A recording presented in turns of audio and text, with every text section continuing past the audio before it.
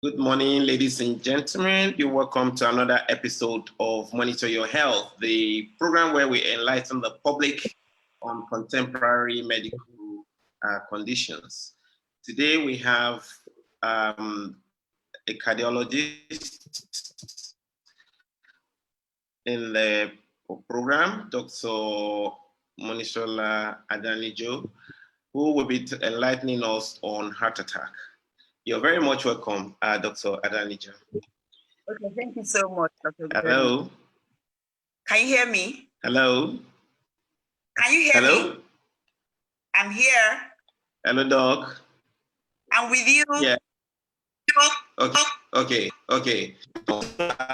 Today we'll be discussing heart attack. So can I hand it over to you? Can you introduce yourself to the audience, please? Okay, so good morning, everyone. My name is Dr. Monisola Adanijo.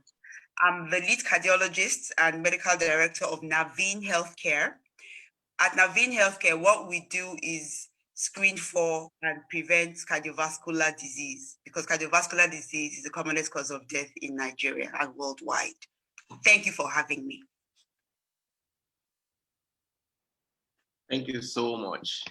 So it's well known that a lot of people do not, maybe from the questions and the discussion I've had with the public, a lot of people do not know what heart attack is. People have associated this particular word to so many things. Some people say traditionally that is, what did they say now? A kind of traditional attack. But I believe that today we're going to learn a lot about it. So what is heart attack? Okay, so a heart attack happens when there's an interruption in blood supply to the heart. Okay, so whenever the blood supply to the heart is stopped, part of the heart's muscle dies. And when that happens, you get a heart attack, or what we call myocardial infarction, scientifically. So that's what a heart attack means. When the blood supply to the heart is interrupted and part of the heart muscle dies, that is what a heart attack is. Okay. So how common is this? Okay, so because in Nigeria, you and I know we have a dearth of data, because many of our people, when they have these problems, they may not go to hospital, they may stay at home. Some say it's a YA and autopsies don't get done. So it's hard to talk about Nigerian data. But worldwide,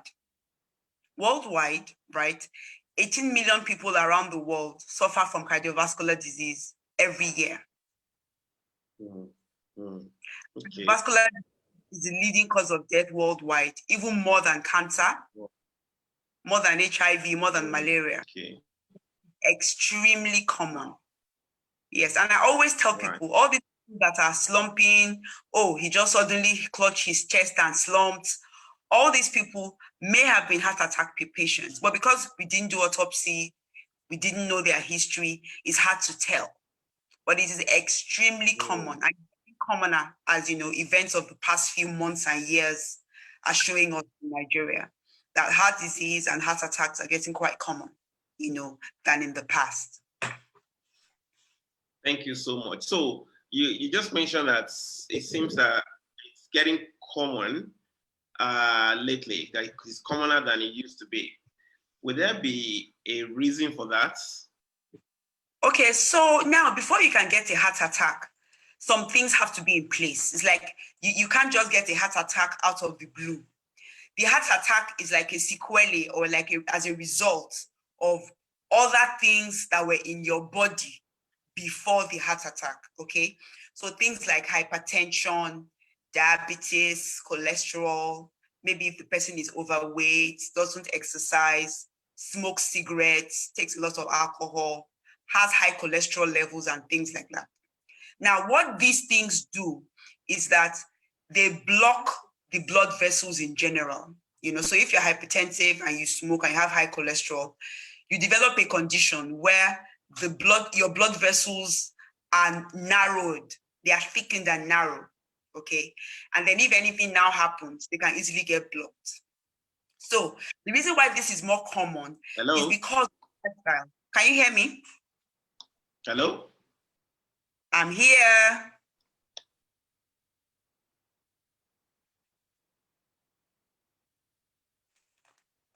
I'm here. Hello? Yeah, well, I think we're losing you. It might be the network is not very stable, so it keeps going on and out. But yeah, we can hear you now. Okay, so where did you hear up to so I can backtrack? Yeah, so you're just talking about I think when I asked you the question, you started talking and it just went off, basically. Boy, okay, so let me start again. So a heart attack doesn't just happen out of the blue, okay? Some things have to be in place before a heart attack happens. There are some predisposing factors or risk factors to a heart attack. Now, these risk factors include hypertension, diabetes, obesity, lack of exercise, cigarette smoking, and cholesterol, and some other like risk factors, okay? Now, when these happen, they make the blood vessels thickened and they make them narrow. And when this narrowing occurs, it makes people prone to having heart attacks and strokes because it's the same physiology. Right. Now, the reason why heart attacks are more common these days than before is because we have developed a different lifestyle than what we were supposed to have. Now, if you remember in the 70s, everybody was skinny. If you remember, you've seen pictures from the 70s, our parents, aunties and uncles, they were all slim. These days, everybody is fat. Then there was a time when to have a car was a big deal. People used to walk, take bicycles and things like that. Now we are so sedentary, we don't go anywhere. We ride, we sit all day, we ride in our car. If to go down the road, nobody walks anymore. There is more affluence. So we are eating more fast food. We're eating more junk food. We're eating more salty food. We're drinking more alcohol and smoking more cigarettes. So because of the change in lifestyle, many more people are being predisposed to having heart disease and developing heart attacks than ever before, Right. Thank you so much. So now, if we look at, obviously, you've talked about the risk factors, things like the blood pressure, the, diabetes, smoking, and all this. In Nigeria, apart from the fact that over years now, we know that we're getting a lot of junks, like you said, because of the lifestyle that is changed. Hypertension is a major thing because a lot of people do not check their blood pressure. So how relevant will you say this is to the occurrence of heart attack for the public to actually understand? Okay, so 40% of Nigerian adults are hypertensive. 40, almost half. So can you hear me, doctor? Can you hear me, doctor? Can you hear me? Yes, we can hear you. It's fluctuating, but we can hear you. You can carry on. Okay. So 40%. Sorry, the network is a bit tricky today. Yeah. Okay, so 40% of Nigerian adults have hypertension. Okay, and of the 40% that have hypertension, only 20% are on treatment.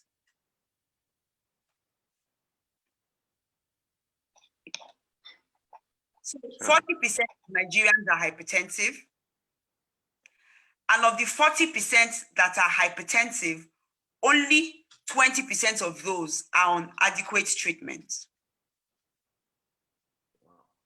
So hypertension plays a major role in this environment because many Nigerians. Wow. Okay. So how? Right. So how do we? Because I think we now know clearly that this the so-called heart attack is common. We just don't pick them because we do not do the right thing, maybe like post-mortem or things like that. So a lot of people are suffering from this in silence. A lot of people die from this in silence. They just slump. A lot of younger age groups, might be playing sports and then somebody just slump and then they die. So what do we need to be doing as a member of the public or just as human to be able to prevent or to protect ourselves against this monster? Okay, so that's a fantastic question. So one very important thing we need to do as general public and health workers is education. Just like you're doing with your show and with your platform, we need to educate ourselves and educate our people with the correct information so that they will do the right thing at the right time. Now, without information and education, we cannot make headway in this our fight against early death and mortality from heart disease. So education is important. And then where the public their education also matters, because a lot of people get education from forwarded WhatsApp messages, questionable Facebook posts, and many of this information is not correct. So people need to follow accredited health channels like the Monisola channel, like your channel, that will give them proper information about their heart and health in general. That's number one. Number two, hypertension has no symptoms. It's not like that you have a fever or a headache or body pain, then you go to hospital. You can be running the most severe BP in the world and you will feel fine. You understand? So the only way to prevent hypertension or to prevent death from hypertension is to detect it early and check your BP. Checking BP is free in many pharmacies. People go around the market with BP machine, check people's BP. When you take your child for immunization, tell them to help you check your BP. So it's not a matter of money. It's not a matter of accessibility. I think it's a matter of awareness. We as Nigerians, I think as Africans in general, we believe if something is not paining me, or if I don't see blood, I don't need to go to hospital. So we tend to stay at home. We don't know what's going on in our bodies until when something happens, they'll say, Oma Sunkoji, or oh, she went to a party and she just slumped. There was a video going around a few years ago about a lady on a dance floor at some party, and she was dancing and she just slumped and died. You understand what I'm saying? That thing is not village people, or Asasi or Aronsi. She likely either had a heart attack or a massive stroke because she didn't know, if she was hypertensive or, I remember that horrific image. It was in a school that she just slumped and nobody could help her and she passed away. Thank you so much. Now, it's important for us to understand the symptoms of a heart attack. We know that it's rampant. We know that there are things that we can do from our own end to actually prevent it. But how do we know what heart attack is from individual perspective and from the professional's end? Okay, so the most common symptom of a heart attack is chest pain. Okay, so when somebody is having a heart attack, they have chest pain. Now, the pain is characteristic and it's quite telling. So the pain is located either in the center of the chest or on the left side of the chest, okay?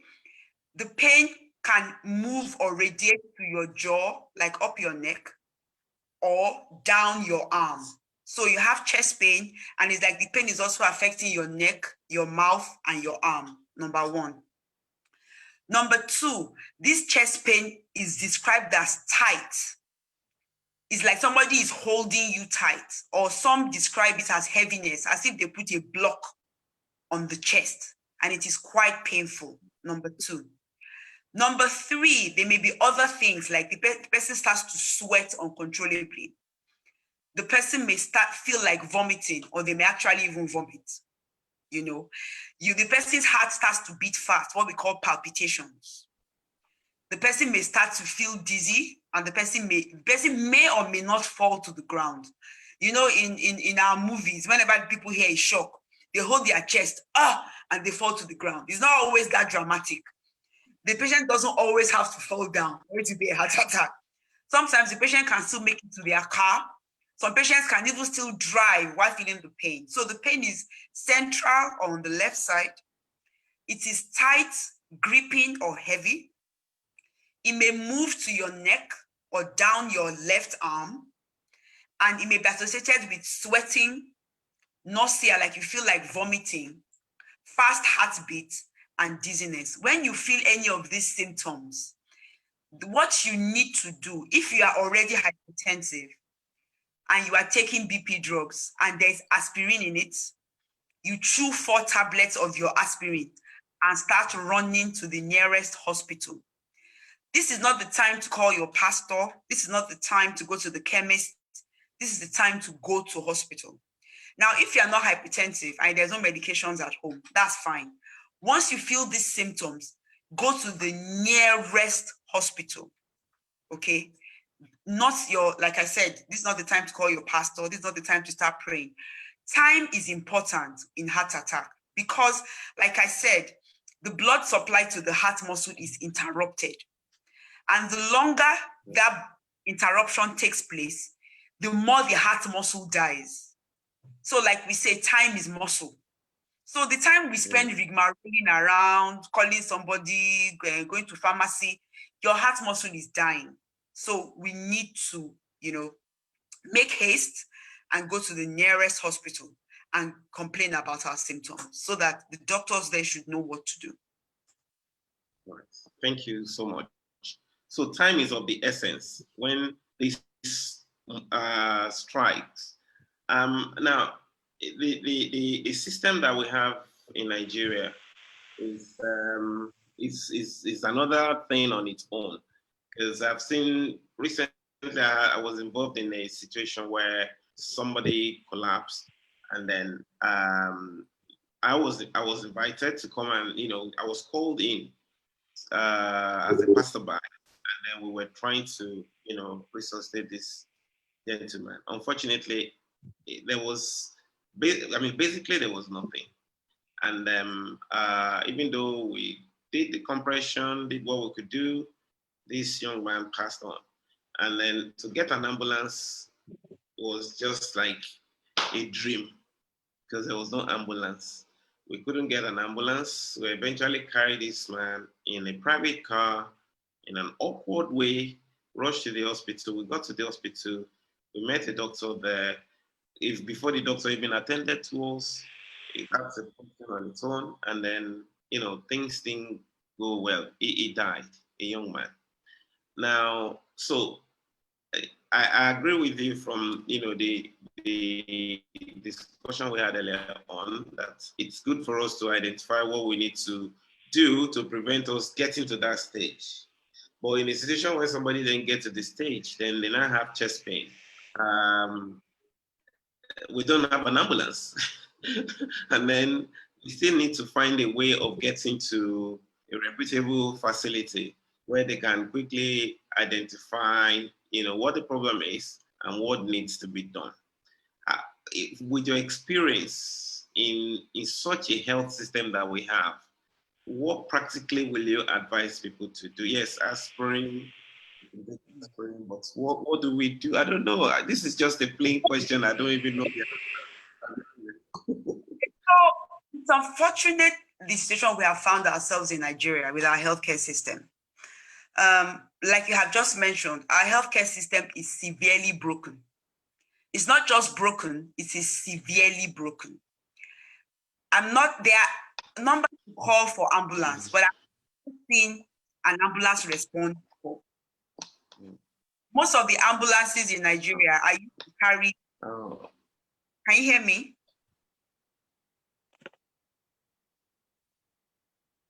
Dr. Femi, are you with me? Can you hear me now? Yes. Yeah, you can hear you. Keep flipping in and out, but we can hear you now. Okay. So it's unfortunate that our healthcare system is not just broken, but it's severely broken. And it's so broken that I'm not even sure if we can put the pieces together. Okay, but I'm not here to blame the government. I'm not here to blame anybody. So we are in the situation we found ourselves. There's no ambulance system. Our public health system is extremely handicapped, not enough facilities, not enough doctors. Everybody is relocating, brain drain and things like that. Now, to be honest with you, the best thing for us is not to have a heart attack at all, because prognosis is not very good. Take, for example, when you have a heart attack, the treatment is to go and relieve the blockage. It's like if your sink is blocked, you have to call plumber so that we use a device to remove all the debris in your sink so that the water can flow. That's the way a heart attack is. If a patient has a heart attack, somebody has to physically go and remove the clot, you understand, so that the blood can flow properly. Now, you and I know that there is no public hospital, at least in Lagos, that does this service. Now, the only places that do the service are two, and they're private facilities. So if you don't have millions of naira, you may not be able to access this facility. And I don't blame them, because these facilities were set up with funds and they need to, recoup their funds and pay, staff and things like that. So the issue is not to blame the private hospitals for charging big money. The issue is to talk to our government to improve our public health system such that the common man like you and I will be able to, access this if and when we have emergencies. So that aside, the most important thing really to me is not to have a heart attack in the first place. And that's why you and I are preaching prevention. Because when the thing happens, we are almost always helpless. Because first of all, the person, it takes like 1 hour or two to get the patient to a hospital. The patient gets to a hospital, there's no ECG. The patient does an ECG, nobody knows how to interpret the ECG. They have to go and look for one cardiologist somewhere. I may be busy in my house, I may not have time to go. This patient is just lying there, heart muscle is dying. You understand? So there's an issue. So the only thing I can say is that everybody needs to learn CPR, not just doctors. Every individual has to learn how to at least give compressions in an emergency, because it could be your uncle, it could be your brother, it could be your wife, it could be your child. So that we need to do, number one. Number two, it's unfortunate that the situation we find ourselves, we still need to carry patients in our private cars to hospital. And if you're unfortunate and you are stuck in traffic, then that's just, unfortunate for the patient. So what I would advise and what I would advocate is that we need to take measures to prevent being in this kind of situation in the first place. So we need to take care of ourselves to the point that our risk of being in this situation is reduced to the barest minimum. And I even tell the rich people, I tell them, I say, look, you claim you can travel out at any time, but the closest abroad is 5 hours away.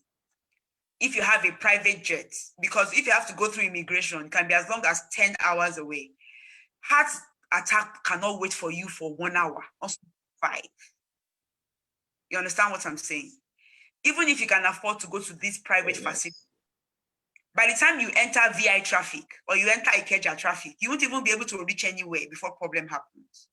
So we need to keep preaching prevention, prevention, prevention. Once we have a hold on the risk factors, we control our BP, control our cholesterol, stop smoking, reduce our weight, control our blood sugar, then the pathway to heart attack will be limited.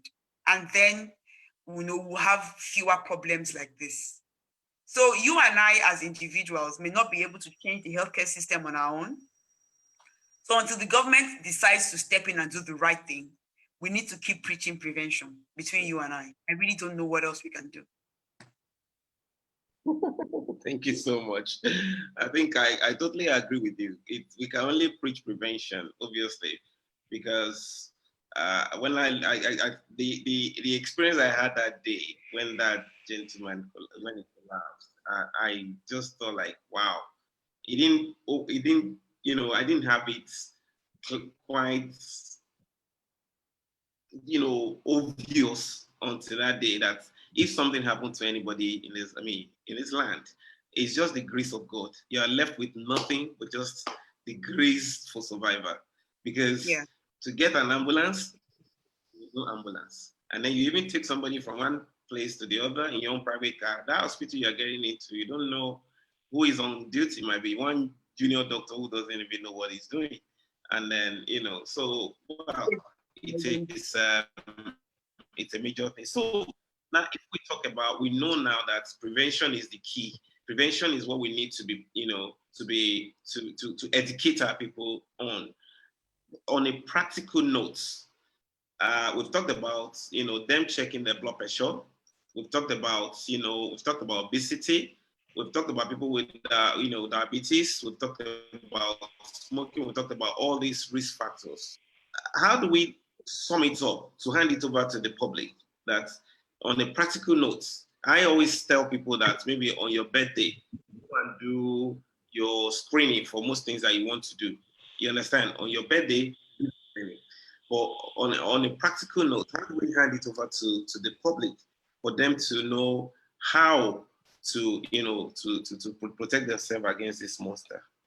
Okay, so that idea is fantastic. So at least your birthday comes once a year and you never forget your birthday. So on your birthday, do a complete physical check, okay? But I always add a caveat to that. Many people do the physical check and put the results in their cupboard. They don't follow up on the abnormal. They don't take their medication when prescribed. They just do the test, shelf it, I've done it, and then they go and continue life as usual. So it's not just to do the test. Doing the test is the easiest part. Anybody can do a test. You understand? Do the test on your birthday, step 1. Step 2, follow up on the interpretation of the test. If they say you have hypertension, don't say it's not caution. Go and get treatment. Use your medication. Ginger, garlic, ewuro, turmeric, all these things don't lower blood pressure. I've had patients come into my consulting room smelling like a ginger factory or a garlic factory. And because somebody said garlic reduces blood pressure, they drink a cup full of garlic every morning. Oga, you are stinking up the whole place and your BP is still 200, 140. Stop wasting your time. I mean, let's stop this thing. This is a new year. Let's stop this thing in 2021. When you receive your test results that you have high sugar, the answer is not to go and be drinking ewuro. Ewuro does not, bitter leaf doesn't enter your blood and start fighting kung fu with the sugar. That's not correct. You need to go for treatment. If they say you have high cholesterol, you need to treat it. If doctor says you are fat, go and lose weight. If doctor says you stop smoking, don't be arguing that it's only one stick every 2 days. Go and stop. You understand what I'm saying? Follow the instructions you were given properly. You understand what I'm saying? So, and then people say, oh, health check is expensive. Yeah. Health check is not expensive. I have just said now, in the markets, people carry weighing scale. They weigh you to know your weight. Know your weight, pay 10 naira. To do BP, people carry the BP machine around. You can enter any pharmacy, enter any hospital. They'll do your BP for you for free. So you don't have to have huge amounts of money. And then you see, value is relative. The same people that say they don't have money to do health screening are the same ones that go and buy Ashwebi 30,000 once a month. These same ones are the ones that will buy Bone Straight for Christmas. These same ones are the ones that will spend thousands drinking alcohol. Alcohol is not cheap. Have you ever wondered, have you ever passed by a beer parlor at 12 noon in the afternoon? It is full of people. Yeah.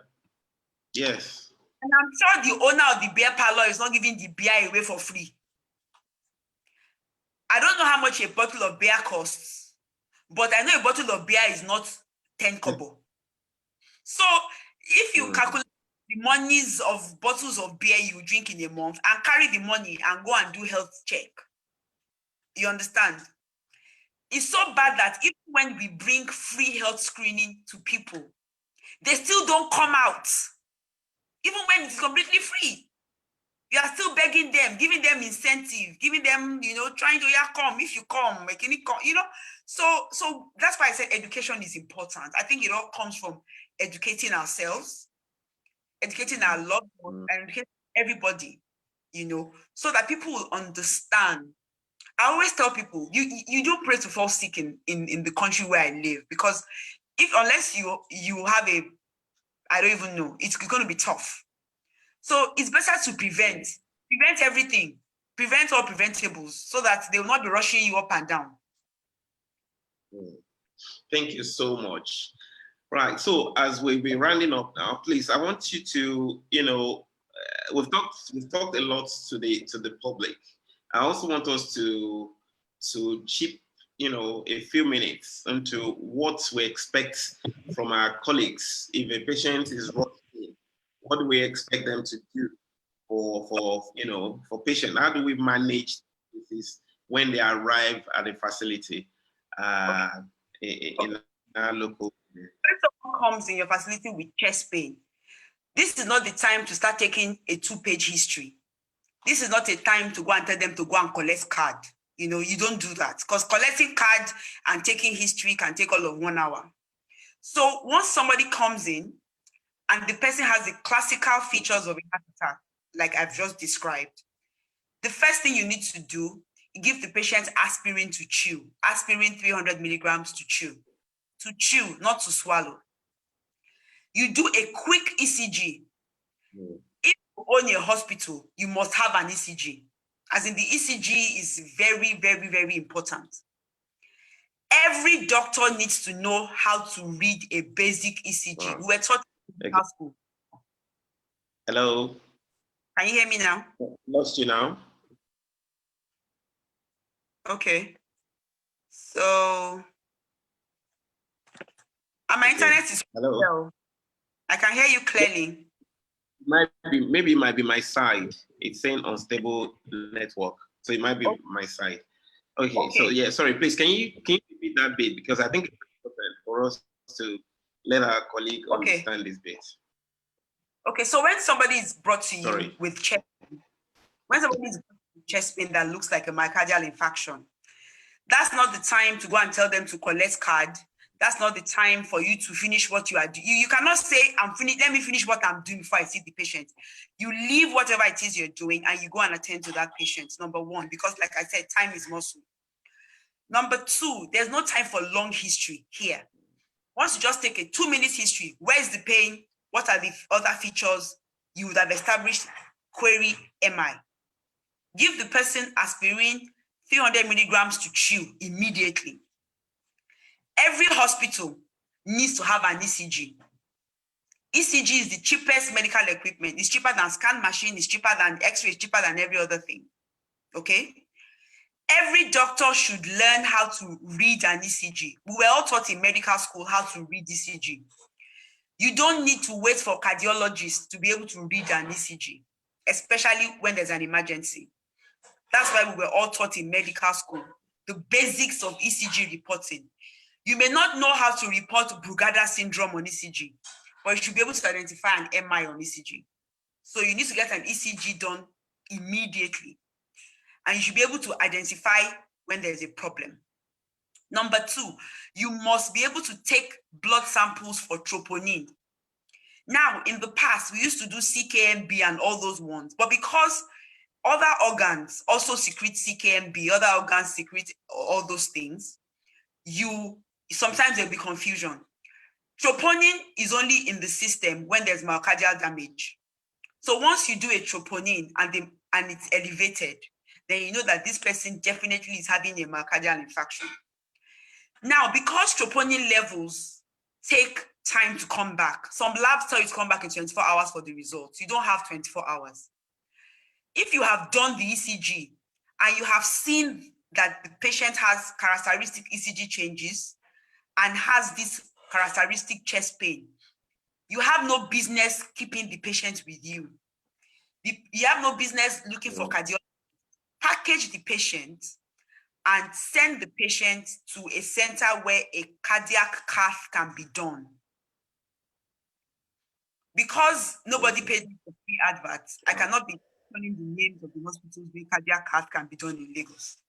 But as a doctor, it's left to you to know the hospitals where your patients can get cath and send your patients immediately you see that abnormal ECG. Now, all this one I'm talking about, taking history, chewing aspirin, doing ECG, can be done in 10 minutes. It doesn't take 1 hour to do ECG. It doesn't take 10 hours to give patient. As well as chewing aspirin, if I are taking the history, be attaching the leads to the person. You understand? As the ECG is running, you can see what is going on. You call your colleagues, please, I need the phone number of blah, blah, blah hospital. I have a patient for them. As you are doing that, you are taking blood. So all these things can be done in minutes. It doesn't have to be 1 hour. Then our colleagues have a habit where we don't like to refer patients. We keep everybody that comes in because of funds. I don't think it's fair on the patient. Please, when you know the patient is having an emergency, heart attack is an emergency, stroke is an emergency, you cannot keep that person in your facility. Please refer them appropriately. Don't be calling me at 3 a.m. Doctor, I have an MI in my hospital. Can you come? I can't come. Refer the patient to where they can get treatment. Cardiac cath is the treatment for MI. And you must know how to read your ECG. It's not to be looking for, so it's not that way you've done ECG on Monday. You'll not be looking for cardiologists to help you report the ECG. No. Every doctor should be able to identify ECG emergencies. It's not a cardiology. So, yeah, thank you so much. That's quite is quite clear and concise what you've just said.